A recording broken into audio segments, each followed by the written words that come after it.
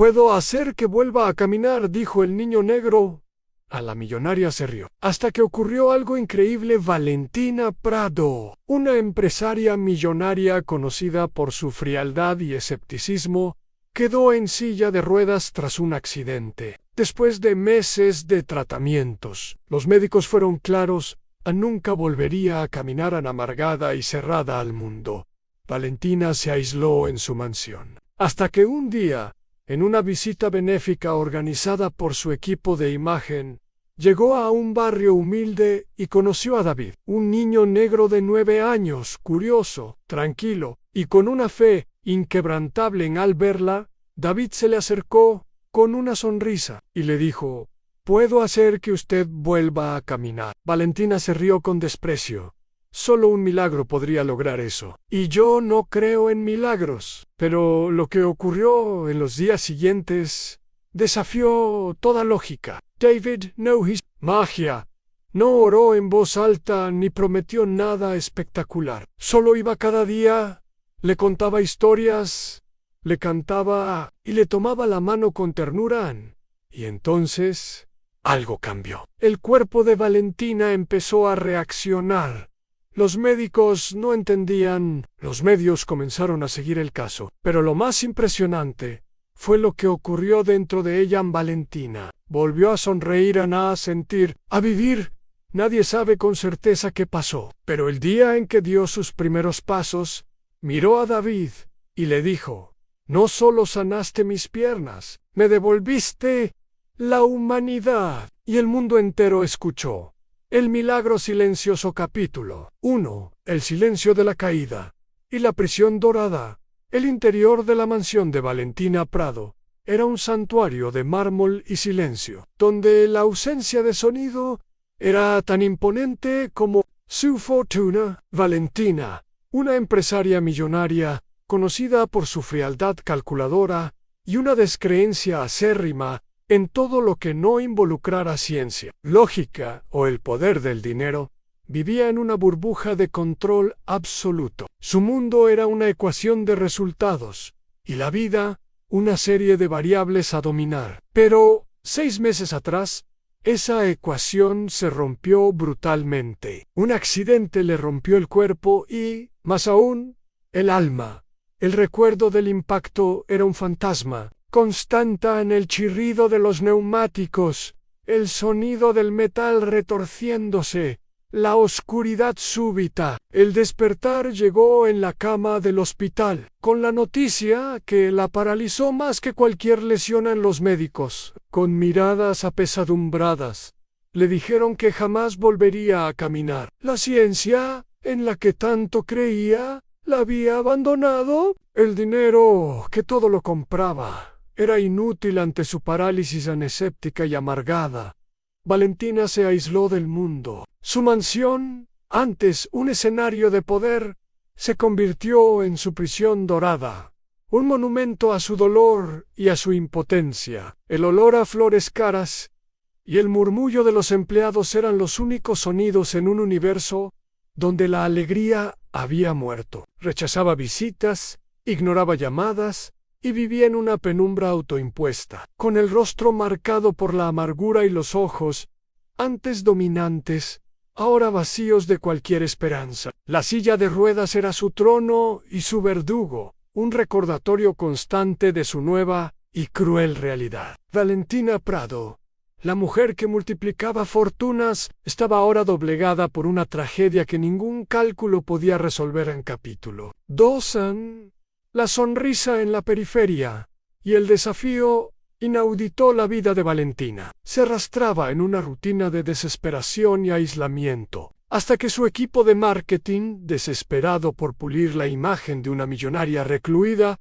la forzó a participar en un evento de caridad en una comunidad pobre. Valentina se resistió. Su aversión a lugares como ese y a gente como esa era visceral, pero el contrato estaba firmado. Su coche blindado la llevó a un mundo que ella creía que solo existía en los reportajes de televisión en calles de tierra. Casas humildes, el olor a comida sencilla y la alegría que brotaba de la escasez sentada en su silla de ruedas. En un escenario improvisado en medio de la comunidad, Valentina observaba la escena con una mezcla de repulsión y una creciente incomodidad. Niños corrían, madres sonreían, y la vida latía con una energía que ella había olvidado. De repente, un niño negro de 9 años, con ojos curiosos y una sonrisa que parecía iluminar el ambiente, se acercó a Valentina sin miedo a su frialdad,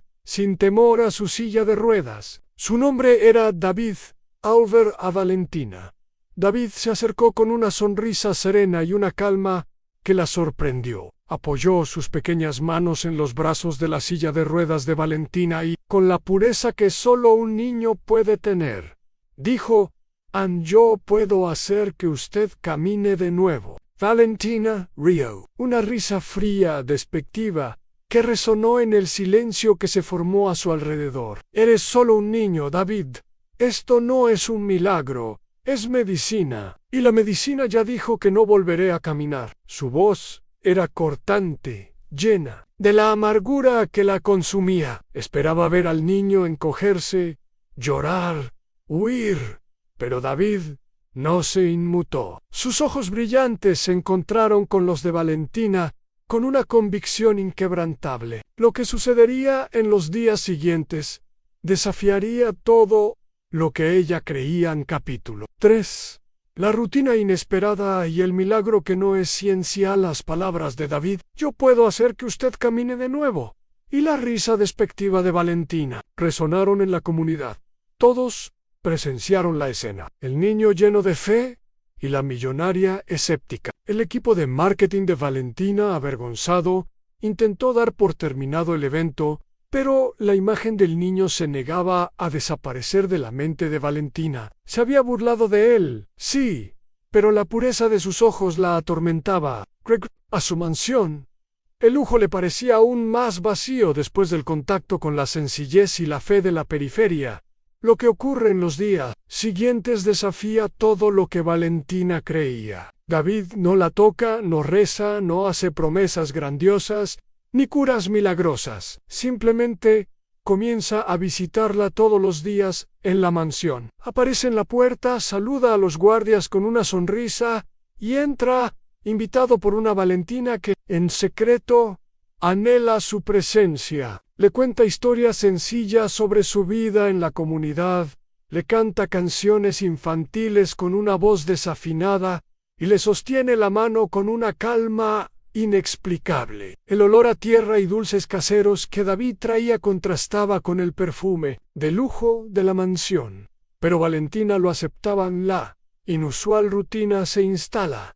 David no habla de milagros, habla de vida, habla de la alegría de compartir, de la fuerza de la comunidad, de la resiliencia de su madre, Sofía, una mujer negra, que trabaja incansablemente para mantener a su familia si la conexión con otros guiones se mantiene. Le recuerda un mundo que había olvidado, a un mundo de afecto, de dignidad, de conexión humana. Y entonces, un milagro silencioso comienza a ocurrir. No es un milagro de la medicina ni de la fe, sino del alma. El cuerpo de Valentina comienza a reaccionar a una punzada de sensación en sus pies, un leve movimiento en sus dedos. Los médicos no lo entienden.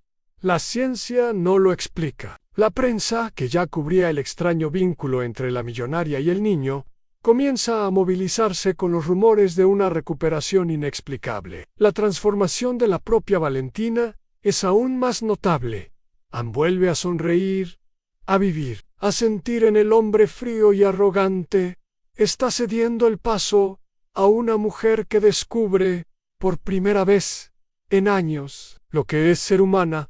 Un niño negro prometió hacer que una millonaria volviera a caminar, y algo increíble comenzó a suceder. Suscríbete al canal para no perderte los próximos capítulos de esta emocionante saga de fe, ciencia y un milagro que desafía la razón. Deja tu me gusta si también crees en el poder de la esperanza y en la fuerza de la conexión humana. Comparte este video para que más gente se sumerja en esta poderosa trama de transformación, redención y el descubrimiento del verdadero milagro. Comenta abajo, ¿qué crees que está curando a Valentina? ¿Será la fe, la ciencia o el toque de la humanidad? El milagro silencioso, capítulo 4. Las verdades del asfalto y el espejo de la soledad. La presencia de David en la mansión, con su pureza y fe inquebrantable, comenzó a corroer la armadura de escepticismo de Valentina. Ella, que siempre buscó explicaciones lógicas para todo, veía en David algo que desafiaba la ciencia y el dinero. El niño no hablaba de curación, sino de vida. Compartía historias de la comunidad, de la fuerza de su madre, Sofía, una mujer negra que trabajaba incansablemente, y de la resiliencia de los olvidados. El olor a tierra y dulces caseros que David traía contrastaba con el perfume de lujo de la mansión, pero Valentina, sorprendentemente, lo anhelaban con cada visita. David no se preocupaba por la silla de ruedas de Valentina. La miraba a los ojos, le contaba historias divertidas, le cantaba canciones infantiles y, con una sencillez desarmante, le sostenía la mano. El toque de su piel joven y fuerte, la amabilidad de su mirada, eran un bálsamo para el alma herida de Valentina. Ella, que había sido tratada con lástima o con la frialdad profesional de los médicos, recibía de David una conexión humana genuina. Él la hacía reír, algo que no hacía desde hacía años, y, mientras reía, sentía que algo se despertaba dentro de ella, una llama que creía muerta. Esta convivencia con David, un niño que no tenía nada más que su humanidad, actuó como un espejo para Valentina. Vio reflejada en la vida de los de abajo la soledad que la consumía en su propia torre de marfil. El lujo vacío, los matrimonios concertados, las decisiones tomadas por interés, los amigos que se distanciaron tras el accidente, todo se convirtió en un tormento. Se dio cuenta de que durante toda su vida había sido prisionera de su propio apellido, de su propia fortuna. Lo que David, en su sencillez, le ofrecía, era lo que ella más deseaba: afecto, dignidad y humanidad. Con cada día que pasaba con él, con cada historia que escuchaba, Valentina sentía como las paredes de su alma, antes blindadas, comenzaban a desmoronarse. Se estaba curando, y el proceso era doloroso, pero liberador. Capítulo 5. El enigma de la curación y la ciencia. En Yukil cambio en Valentina era visible. Sus ojos, antes vacíos, ahora brillaban con una nueva luz. La sonrisa, antes un fantasma lejano, ahora aparecía con una frecuencia sorprendente. Comenzó a moverse en la silla de ruedas, a participar en las conversaciones, a cuestionar el mundo. Los médicos, escépticos, no podían explicar la mejora de su estado. La ciencia, a la que tanto valoraba, estaba en jaque. No había lógica. No había medicación que explicara la punzada de sensación en sus pies, el leve movimiento en sus dedos, las primeras señales de que su cuerpo, contra todo pronóstico, estaba reaccionando. David, el niño del que ella se había burlado, era ahora su mayor fuente de esperanza. No hablaba de milagros, sino de pequeñas victorias. La animaba a intentar mover un dedo y sentí en Masquiello. Sus ojos brillaban con una fe inquebrantable,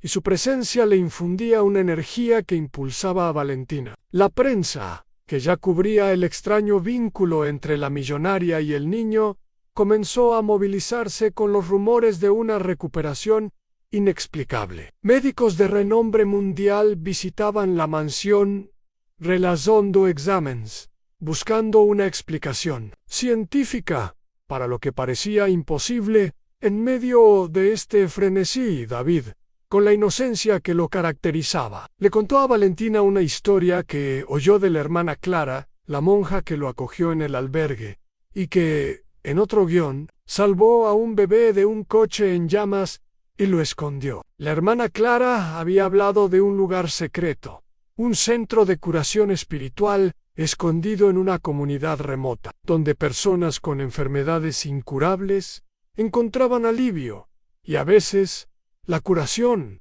a través de la fe y de métodos que la ciencia no podía explicar. Valentina la escéptica se rió, pero la historia de David, llena de detalles vívidos, la perturbó. La posibilidad de un milagro que desafiaba su lógica era una tentación peligrosa. En capítulo 6, en el camino de la fe. Y la última línea de defensa, el enigma de la curación de Valentina. La falta de explicaciones científicas y la persistencia de David la llevaron a un dilema. La medicina, su antiguo credo, había fallado. La fe, algo que ella siempre despreció, ahora se presentaba como una posibilidad. Recordó sus propias palabras.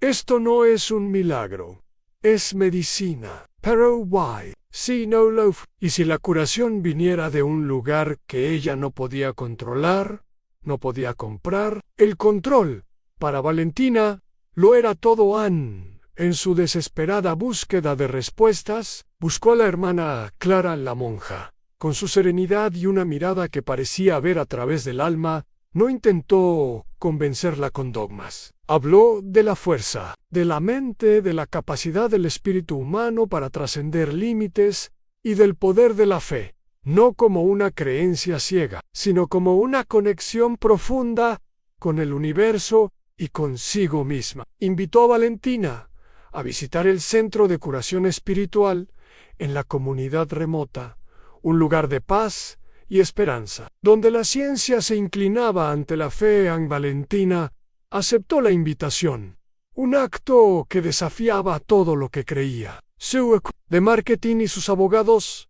entraron en pánico, temiendo que la imagen de la millonaria se asociara con el curanderismo o la superstición, pero Valentina se mantuvo firme. Sentía que la respuesta a su curación y a la paz de su alma estaba en ese lugar, en ese mundo que había ignorado durante tanto tiempo. El día en que dio sus primeros pasos, con la ayuda de David y la hermana Clara, Valentina sintió no solo que sus músculos reaccionaban, sino que su corazón se abría. Miró a David con los ojos llenos de lágrimas de gratitud y dijo: no, me has curado solo por dentro. Me has recordado lo que es ser humana. En el mundo entero escuchó. La pregunta que resonaba era: ¿cuál es el verdadero milagro en la curación física o la transformación del alma de Valentina?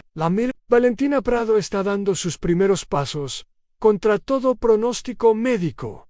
¿Qué está pasando? Suscríbete al canal para no perderte los próximos capítulos de esta emocionante saga de fe, ciencia y el descubrimiento del verdadero milagro. Deja tu me gusta si también crees en el poder de la esperanza y en la fuerza de la conexión humana. Comparte este video para que más gente se sumerja en esta poderosa trama de redención y la curación del alma. Comenta abajo. ¿Crees que Valentina seguirá caminando? ¿Qué más aprenderá en este nuevo camino de fe y humanidad? Capítulo 7. En el camino de la fe y la última línea de defensa. La decisión de Valentina de seguir a David hasta el centro de curación espiritual en la comunidad remota fue un acto de fe que desafiaba todo lo que ella creía. Lejos de la mansión y de los médicos escépticos, se vio inmersa en un mundo de sencillez, rituales y una creencia inquebrantable en algo superior. El olor a hierbas y el sonido de cánticos suaves llenaban el aire, un contraste con el silencio estéril de su vida anterior. David, con su pureza, era su guía constante, sus manos pequeñas, pero firmes, ofreciendo apoyo a cada paso. La hermana Clara, la monja con ojos de serenidad y sabiduría, recibió a Valentina sin sorpresas ni juicios. No prometió curas milagrosas, pero ofreció un camino. Habló de la fuerza de la mente de la capacidad del espíritu humano para trascender límites y del poder de la fe, no como una creencia ciega, sino como una conexión profunda con el universo y consigo misma. Valentina la escéptica comenzó a abrirse. Participaba en los rituales, escuchaba las historias de curación y veía la esperanza en los ojos de otros pacientes. Personas que, como ella, habían sido desahuciadas por la medicina. Aún en su viaje de humildad, Arthur Error debería ser Valentina. Mantendremos la coherencia con el personaje principal. Tuvo un encuentro significativo con Jonás, el mendigo sabio que lo había salvado con su frase sobre dividir la vida. Si la conexión con guiones anteriores está activa, Jonás, con su mirada serena, reconoció la transformación en Arthur. Valentina se convirtió en un confidente, un guía espiritual para la millonaria, enseñándole sobre la libertad de no tener nada y la riqueza de conectarse verdaderamente con el prójimo. Arthur Valentin apercibió que la fundación de la premonición ya os dirá un Monteiro. Si la conexión está activa, no era solo sobre donaciones, sino sobre la curación de las almas, la suya incluida en capítulo 8. En la luz en la tormenta y la resiliencia del propósito en medio del ataque mediático orquestado. Por Ricardo Azevedo. Si la conexión con guiones anteriores se mantiene, la determinación de Valentina brilló. Sabía que no podía luchar con las antiguas armas de la élite. Su fuerza ya no era el dinero, sino la verdad y la humanidad que había redescubierto. Con David a su lado, convocó una rueda de prensa en el propio albergue, rodeada de las personas, a las que ahora llamaba familia. No había lujo. Solo la crudeza de la realidad. En Valentina no se defendió de las acusaciones. En cambio, confesó públicamente su propia soledad pasada, la frialdad de su vida en la cima, la hipocresía que la rodeaba, y la forma en que su dinero no podía curar el vacío de su alma. Habló del encuentro con David, el simple gesto que le hizo verse a sí misma y al mundo que la rodeaba. Describió la dignidad de los habitantes de la periferia, la solidaridad y el afecto que la acogieron cuando estaba más perdida. Su testimonio no era el de una millonaria, sino el de una mujer que encontró su humanidad en las calles San David. Por su parte, con el coraje y la sencillez que lo caracterizaban, defendió a Valentina. Habló de su bondad, de su dedicación al albergue y del amor que la unía a la gente. El contraste entre la frialdad de las acusaciones y la autenticidad de ambos conmovió al país. Ricardo Azevedo fue desenmascarado por su propia maldad, y la historia de Valentina y David se viralizó de nuevo, pero esta vez como un símbolo de redención y resiliencia, demostrando que la verdad era más fuerte que cualquier mentira. En capítulo 9, a la semilla del futuro y la voz de Milanesla. Victoria sobre Ricardo Azevedo. Si la conexión se mantiene, no fue el fin del viaje de Valentina, sino el comienzo de un nuevo y ambicioso capítulo. La Fundación Corazón Abierto, Caminos para la Curación que ella había anunciado, floreció bajo su liderazgo. No era solo una fundación, sino un movimiento que buscaba revertir los errores del pasado de la familia Prado, si este apellido es el de su familia original, invirtiendo en jóvenes talentos negros y en proyectos de inclusión social y educación. David, su guía y socio, se convirtió en el director ejecutivo. Su experiencia y su humanidad, el corazón del proyecto, en la voz de Valentina. Antes un discreto susurro en su vida de lujo, ahora era un clamor por justicia y dignidad. Sei, en una oradora muy solicitada, compartiendo su historia en todo el mundo. No hablaba de negocios, sino de la importancia de ver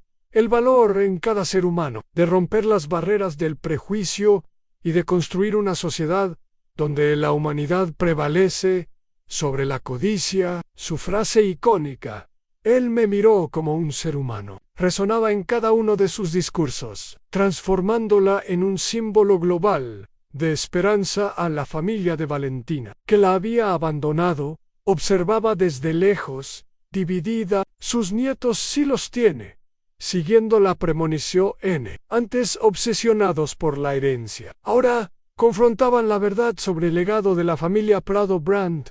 Oh, si mantenemos el apellido de la premonición algunos, conmovidos por la historia de Valentina, buscaron la fundación, pidiendo una oportunidad de participar en la reparación. El cautiverio invisible se desmoronaba, y la verdad sobre la fortuna fue finalmente expuesta al mundo, revelando que la prisión, a veces, no tiene rejas visibles, y que los verdaderos secuestradores pueden ser aquellos que se esconden detrás del privilegio. En capítulo 10, el legado del genio inesperado y la pregunta que resuena a la Fundación Corazón Abierto, caminos para la curación. Creida Khan, la pasión de Valentina y la sabiduría de la hermana Clara y de David se convirtió en un faro de esperanza. El dinero, antes un símbolo de poder y exclusión, ahora era un instrumento de transformación,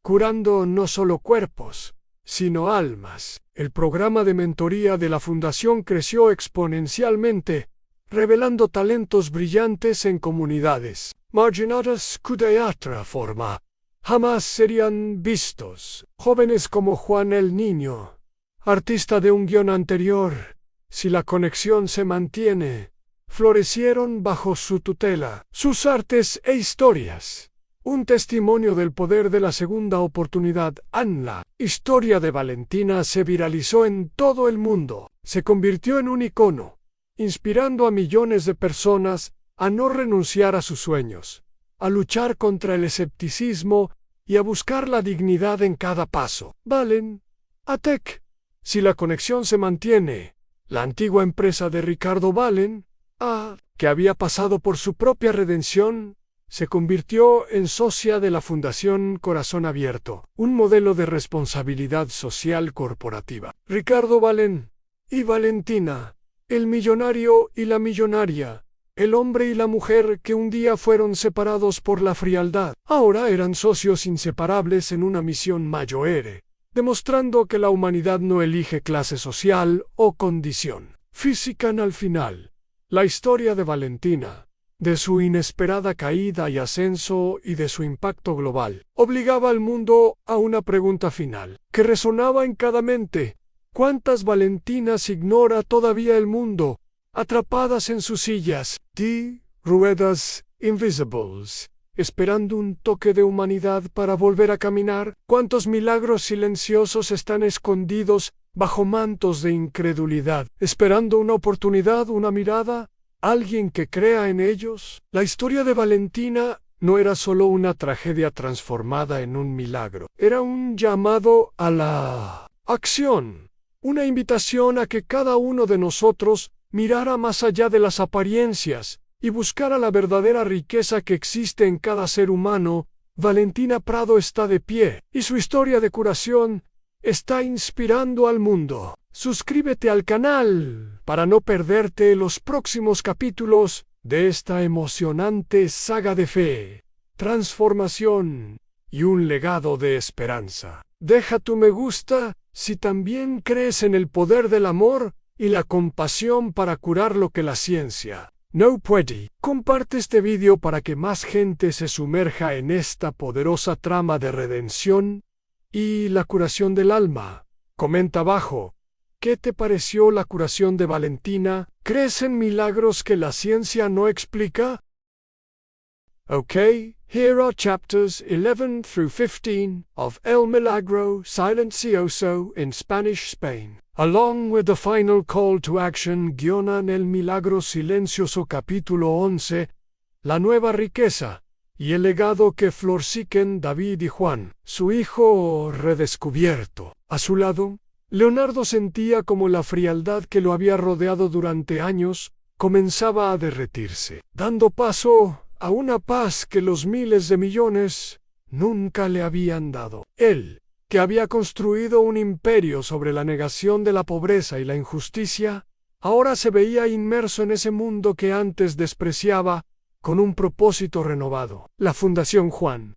El legado de la vida floreció bajo su liderazgo, convirtiéndose en un faro de esperanza y un modelo de transformación social. Leonardo dedicó cada gramo de su energía a la fundación, trabajando codo con doña Elena, quien ahora era la directora ejecutiva, y Sofía, la madre de David, quien aportaba la perspectiva de las calles Ambalen, Atec, su antigua empresa, que él había reestructurado, se convirtió en un pilar de apoyo, desarrollando tecnologías sociales para la fundación, aplicaciones para el acceso a la salud, plataformas de educación a distancia para jóvenes de comunidades desfavorecidas y sistemas de energía limpia fueron algunos de los proyectos que cobraron vida bajo la supervisión técnica de David, el joven ingeniero al que él había perjudicado en el pasado y que ahora era un socio dedicado. David, cuya propia redención se entrelazaba con la de Leonardo, utilizaba su talento para construir un futuro más justo, honrando la memoria de Lara si la conexión con otros guiones está activa, quien había sido víctima de la ambición ciega. La hermana Clara, la monja que había rescatado a Juan, se convirtió en la consejera espiritual de la fundación, su calma y sabiduría, una guía para todos. Jonás, el mendigo sabio, que inició la transformación de Leonardo, permanecía en su acera, su santuario, y Leonardo lo visitaba regularmente, no como benefactor, sino como alumno, buscando su orientación. La Fundación Juan, el legado. La vida se convirtió en la prueba viviente de que la vida, cuando se vive con propósito, puede resolver la más compleja de las ecuaciones, la de dividir para multiplicar en capítulo. 12. A la voz de la esperanza y la confrontación con el pasadola. Historia de Leonardo Acevedo, el millonario que lo perdió todo para encontrar a su hijo y su alma, resonó en todo el mundo. La Fundación Juan, el legado de la vida, era citada en periódicos, telediarios y redes sociales como un ejemplo de que la compasión y la verdad pueden transformar el mundo. Leonardo, antes un recluso, se convirtió en un orador muy solicitado, hablando en conferencias internacionales. No hablaba de beneficios, sino de la importancia de la humildad, la empatía y la justicia social. Su voz, antes arrogante, ahora resonaba con una convicción que silenciaba a todos. Se convirtió en un embajador del cambio, un ejemplo de que el ser humano puede reconstruirse, incluso después de la mayor era de las caídas. Sin embargo, el ascenso de Leonardo trajo consigo una última e inesperada confrontación. Su padre, Ricardo Dantas, el patriarca de la familia, y un magnate aún poderoso, y uno de los personajes principales de otros guiones interconectados, observó la transformación de Leonardo con una mezcla de furia e incredulidad. Ricardo Dantas, que había aplastado a la familia de Lara y otros proyectos en su implacable búsqueda de poder, no podía soportar la idea de que su hijo desmantelara el legado familiar en nombre de una caridad. Vio el cambio de Leonardo como una traición, una debilidad. Ricardo Dantas confrontó a Leonardo públicamente, acusándolo de ser un lunático, de destruir el nombre de la familia.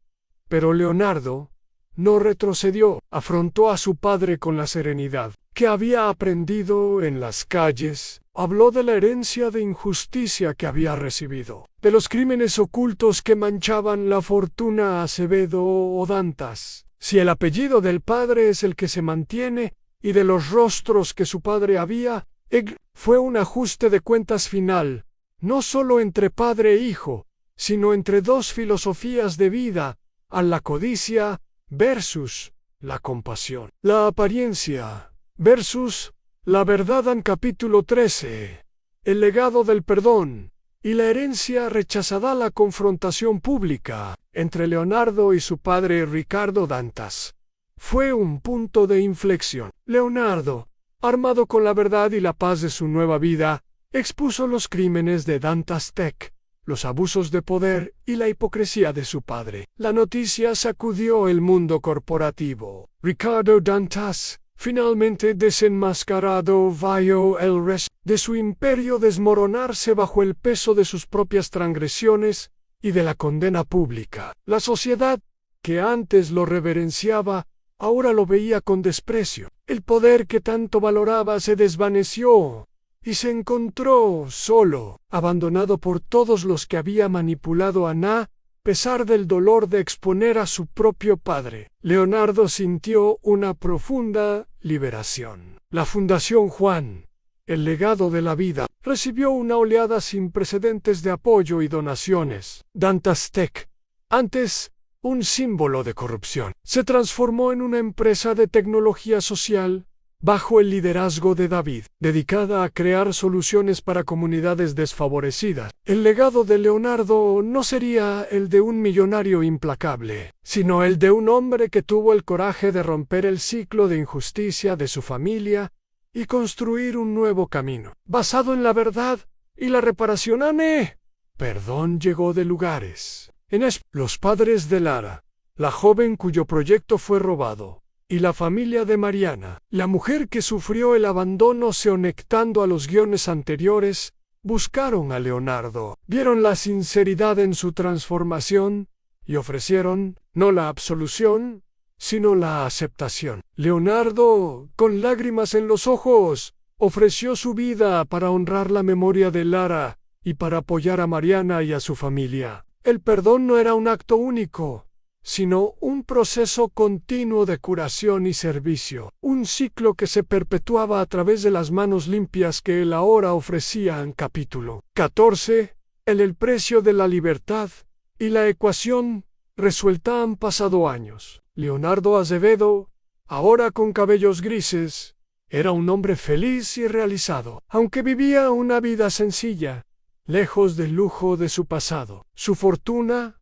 transformada en impacto social, había cambiado miles de vidas. La Fundación Juan, el legado de la vida, era un éxito global, y Leonardo, junto con Elías, Juan, Sofía, doña Elena, David y Mariana, eran sus pilares. Había encontrado la libertad no en la ausencia de responsabilidades, sino en la elección de servir, de dividir, de multiplicar el amor y la dignidad. Jonás, el mendigo sabio, permaneció en las calles. Su elección, inquebrantable, era el alma de la fundación, el recordatorio constante de que la verdadera sabiduría no está en los libros, sino en la experiencia, y que la mayor riqueza está en la dignidad. Leonardo lo visitaba regularmente, no como benefactor, sino como alumno, buscando su orientación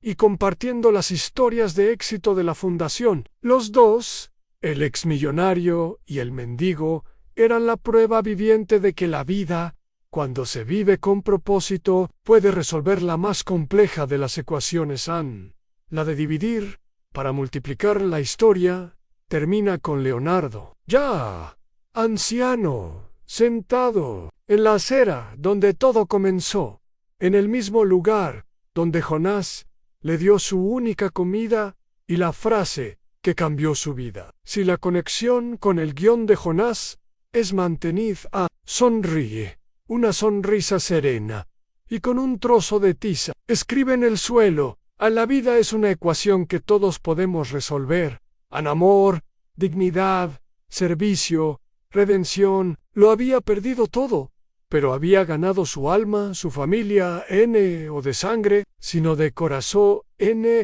y un propósito que trascendía cualquier fortuna. En capítulo 15, el legado infinito y el eco de la sabiduría.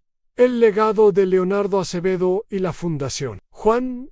El legado de la vida trascendió su propia existencia. La fundación continuó prosperando bajo el liderazgo de Elías y Juan, quienes, inspirados por Jonás y Leonardo, se convirtieron en figuras prominentes en la lucha por la justicia social. Azevedo Tech o Dantas Tech, si el apellido del padre es el que se mantiene, otrora un símbolo de codicia. Era ahora una empresa ética, desarrollando tecnologías para el bien común, demostrando que el talento puede usarse para sanar, no para destruir. La historia de Leonardo y la redención de su familia se convirtieron en un mito moderno, una fábula urbana, contada de generación en generación. Eran la prueba de que la humildad puede derribar la arrogancia, que el perdón puede curar las heridas más profundas, y que la verdadera riqueza no se mide en miles de millones,